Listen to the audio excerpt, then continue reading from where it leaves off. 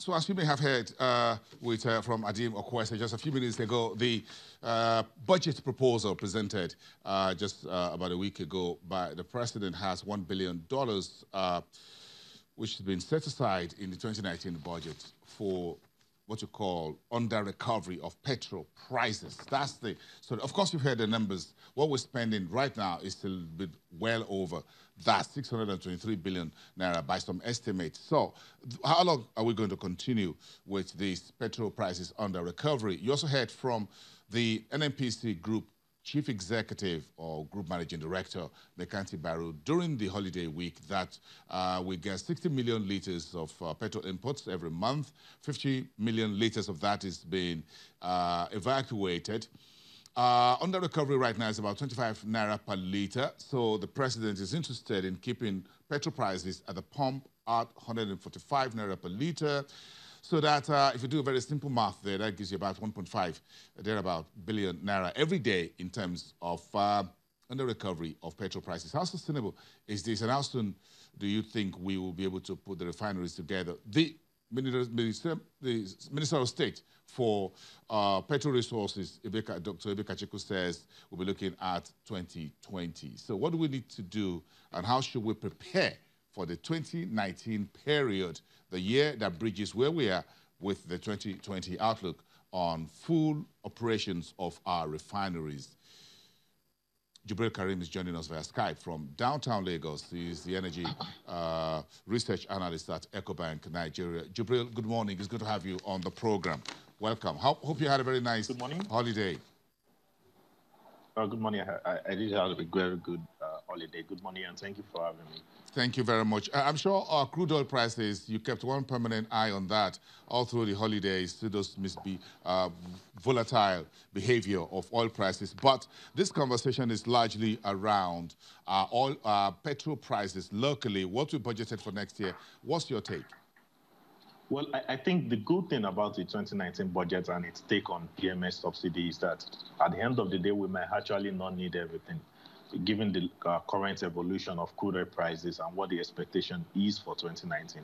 That's not necessarily a good thing for Nigeria, because what that simply means is that government revenue in terms of income generated from crude oil sales will significantly reduce. So we look at the current crude oil price now at around $53 and projection into 2019, where expectation is that crude oil prices will most likely remain around this level or even go lower.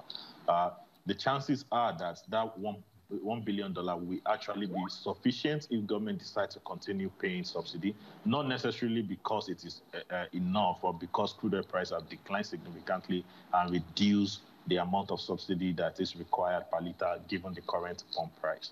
So that's my take. That's my take on that. But should we have a recovery in crude oil price, which is highly unlikely given what we are seeing in the market right now, then we may actually outshoot the $1 billion if we get recovery above $70 per liter of crude, $70 per barrel of crude. The chances that the $1 billion budgeted will be sufficient is quite slim. Okay, so what does that tell you about what we're currently spending? Mekanti Baru says we're spending about 1.5 billion. If you look at the price of under recovery, so you say we may not really get up to that level. Are we gradually getting out of that under recovery? Do you think this is possible in the new year? So the best way we can look at it based on data that is available to us is to compare the current price of crude oil to the period in the past. And what we look at is that if we compare this current price level of around $50 per barrel to the period in the past where we've had this same price, and then look at the under recovery that was reported by NNPC during that period, there is a significant decline in that other recovery expectation. And that's the reason why against what we have been saying that the right price of PMS is way above 200. That's the reason why the NNPC GMD is saying we are only paying 25 naira per liter, because it's actually a very convenient period to be saying that given the current price of crude oil. If we are talking about 3 months ago, definitely we're not talking about 25 naira per liter, but given the current environment, yes, that's quite appropriate. But the fact to remain is that it still remains subsidy, and we are getting out of it not because we are doing some reform that is required in the industry, but because crude oil price is actually moving in favor of lower pump price, albeit at a rate that is very, very disadvantageous to the country in terms of revenue. So I think this actually presents another opportunity for the government to take action going into 2019. If crude oil price decline any further to the level where we have a barely minimum subsidy on PMS, it might be the actual time to actually let it go totally and let the pump price of PMS continue to reflect the true cost. This is a good opportunity because if you remove subsidy... That's the question, Jubril. That's the question. At what point, at what precise point, when is a good time? They said it's never a good time for a man to die. Young, mid-age, or old. There's never a good time. So when would they be at a appropriate? Should we have done it during Jonathan's $120 a barrel period? Should we have done it 3 years ago or thereabout when oil was at $40, $30 a barrel? When should we get out of whether it's called subsidy under recovery? What should happen?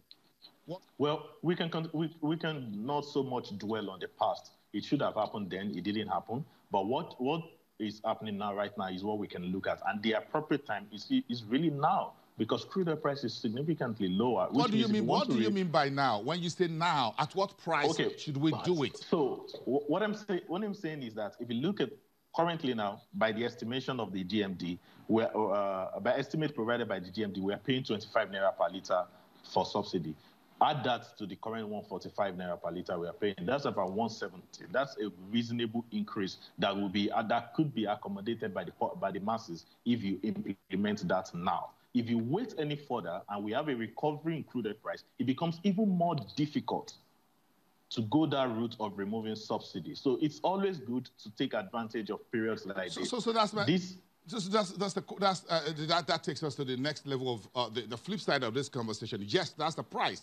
But if you shut it down today and say, fine, we can take that and ask the people to pay higher price for that, what happens to local production? Because we're still importing massively.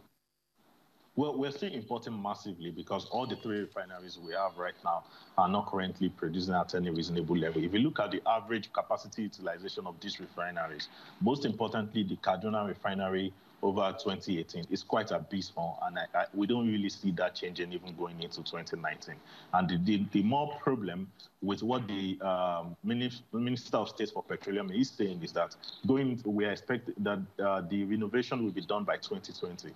Well, one important factor that is neglecting that is that 2020 will actually coincide with the startup of the Dangote refinery as well, if that also come online according to plan. So, which makes it very difficult to see the need to continue to spend significant amounts on bringing those refineries online, because Dangote refinery at 650,000 barrels per day will be giving outputs that is enough to both cover Nigeria's local demand and even a lot of our neighboring countries. So it's quite difficult to see the reason why NNPC still want to keep on to the refineries. Some of them, in terms of proximity to crude oil, is quite ridiculous, like the Kaduna refinery. In terms of continued operation, like the Port Harcourt and the Warri refinery, most importantly the Warri refinery in this case, we've not really seen a good turnaround, despite all the promises over the 4 years, period of this current administration, and even beyond this current administration. Since the return of democracy, there has been a lot of amounts being spent on bringing the refineries back online. Maybe it's time to call it a day. If we continue to be a cash cow that continue to take the cash, but we never getting anything in return. So it may be, and the fact that if our target is local production, we have that coming online already in 2020 through a private process as well, the Dangote refinery. So maybe it's actually good to actually explore that opportunity. There are a lot of things that the facilities that are on ground can be used for. They could be used for storage, they could be used for other things. But really, to continue this refinery process, I doubt if the story will change beyond 2020. Okay, so should we just wait then until we have the refineries in place? Well, we don't have to wait till we have the refineries in place to remove subsidy. Nigerians have to get used to the fact that you get to the pump and you see different prices on a daily basis that are reflecting the movement in the international crude oil market. And that's what we need to get to. The old stagnant price and having Nigerians get used to the fact that price are the same for a period of years and then have a step increase. It's not quite sustainable, and it's not something that we think should be the practice that we think we should continue beyond 2019. Let's take advantage of this low crude oil price, remove subsidy totally, let everybody get used to seeing changes in prices on a daily basis. Jubril Karim, thank you very much. Energy research analyst from EcoBank, Nigeria, the playbook for downstream sector in 2019. Let's change